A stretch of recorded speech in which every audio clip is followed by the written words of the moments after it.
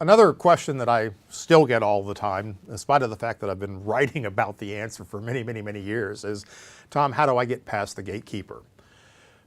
All right, so we're going to encounter gatekeepers in spite of our best effort, in spite of our marketing, in spite of our business development. We're going to get stuck every once in a while in a gatekeeper cycle.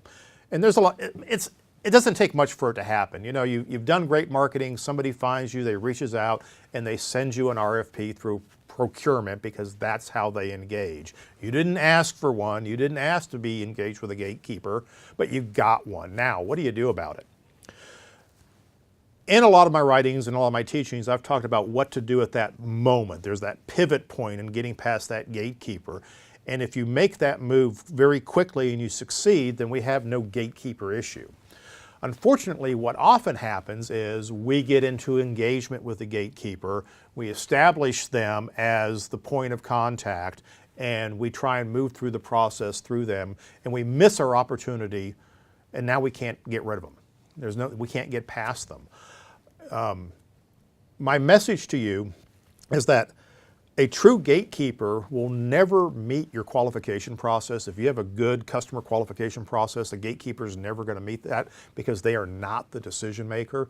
That, by definition, is what a gatekeeper is, not the decision maker. At some point, you have to decide whether the opportunity is worth going around the gatekeeper. And I've talked about going around the gatekeeper many, many times. I'm going to talk about it again today because this is what you have to do. But there are soft ways of doing it.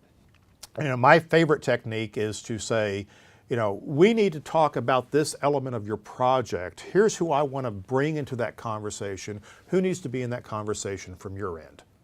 Okay? In other words, get beyond the expertise of the gatekeeper, get beyond your own expertise at the same time.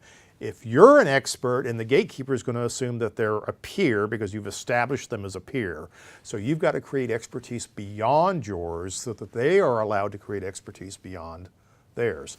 Now, if that technique doesn't work, think about this in bow tie terms. You're trying to take the bow tie relationship, turning around and make it a diamond by bringing more people into it. If that doesn't work, you really have no choice except to either take the compromised relationship you have, the lower margins, the not being valued, not being able to make the next sale, and all the downside of dealing with a gatekeeper, or you have to do the end around, in which case you escalate. And the way to escalate past a gatekeeper, and this is important, is you, the salesman, don't do it. You have a one-to-one relationship with the gatekeeper. What you need to do is get your boss, your owner, your higher authority to go to their higher authority. This is how you get around a gatekeeper. It may all come back to you and the gatekeeper completing the business, and so we don't want to poison that relationship. But we can get our bosses to talk to each other and see if we can't turn this into a more valuable situation, get the right people to the table, and start working on the right deal instead of the packaged, commoditized gatekeeper deal that we're talking about now. So always be afeared when you see gatekeeper, and if you're struggling with a gatekeeper, maybe post some comments here on this Facebook page and let's talk about it, and let's see if we can't help process that. If you have a favorite gatekeeper story you'd like to share about the ultra control freak procurement person, oh, come on, bring it on. We'd love to see it. So stay tuned. We'll have another video next week. Thanks for watching.